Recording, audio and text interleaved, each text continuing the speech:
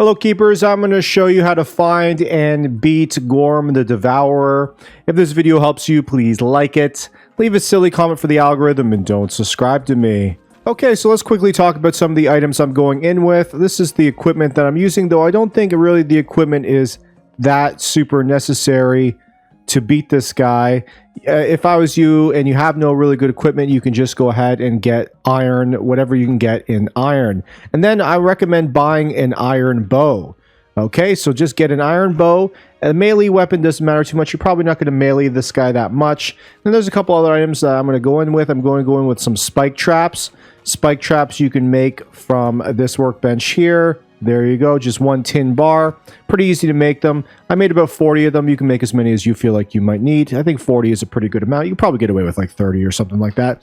Now, I see a lot of people coming in with bombs to get the alchemy table, and they go and they use bombs to put in front of the guy to attack him. I'm actually not going to do that. I personally think it's just a waste of bombs. I think I'm going to just go in there with the iron bow, and I'm just going to keep shooting him. Once you stop him, which is the main thing you got to do, is just you got to stop him by doing enough damage to him, and that's what these spike traps are going to be for. I also got a couple healing potions, and I also bought a made a keen potion to increase my range damage. Okay, I'm going in there with some food that increases my health, but I'm not really too concerned about the food buffs or anything like that. And the pet I'm going in with is just a movement speed pet, so I want to have good movement speed to dodge him as he's attacking me. All right, so he can be found all around the core area. You'll see this area like this. It looks kind of like a path, okay, and that's where he's going to be walking. Now, it circles the entire area, so you really can't miss it, so just go one direction until you end up finding it. As you see, I have some over here, too, that I haven't quite revealed yet. Next, you want to find a spot that's not very enemy heavy. So, as you see, it kind of goes through the blue areas a little bit, which have stronger enemies, and then these kind of peach areas also have stronger enemies. So try and find an area like this, where it's connected to this biome here, which has weaker enemies that will not interrupt you. All right, and also try to find a spot that has lots of space.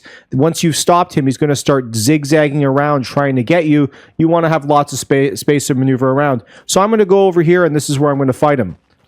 Okay, so now that I'm here, I've picked my spot. I'm going to wait for him to go by me. And I'm also going to clear out the area a little bit. I'm going to clear out the area. I'm going to light it up with some torches so I can see, though he does take out the torches as he goes. I'm also going to take out as many of these enemies as possible, just to give myself space for when I finally do attack him.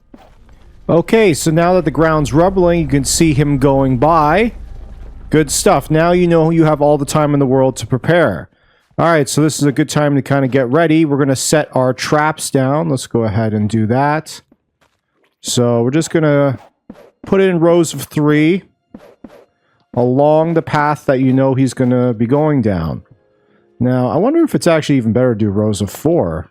So I'm thinking, no, I'm going to try rows of 4. Because you want him to get hit by as many of them as possible. Okay.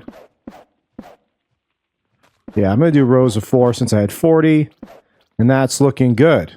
Good stuff. So let's go ahead and light up the area a little bit so I can see, though he does take out these torches when he goes by. I also filled in some of these gaps here just so I have more space to wander around.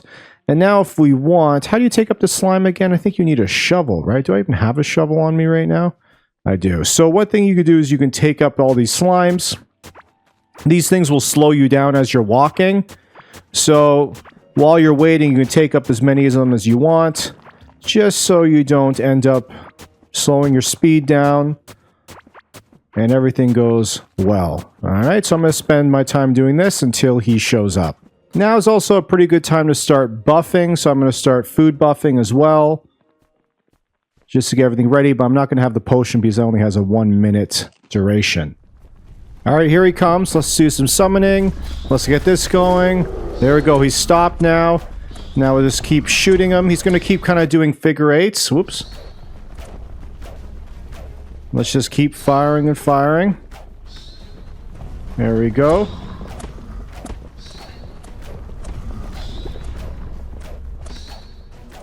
See, he's really not that hard once you kind of understand what to do. Just keep stepping out of the way and just keep firing, and there you go. It's as simple as that. He's not so hard. Just you gotta do enough damage to him quickly so he comes in and engages with you. Alright, if this video helped you, please like it. Leave a silly comment for the algorithm and don't subscribe to me. Don't you dare subscribe to me.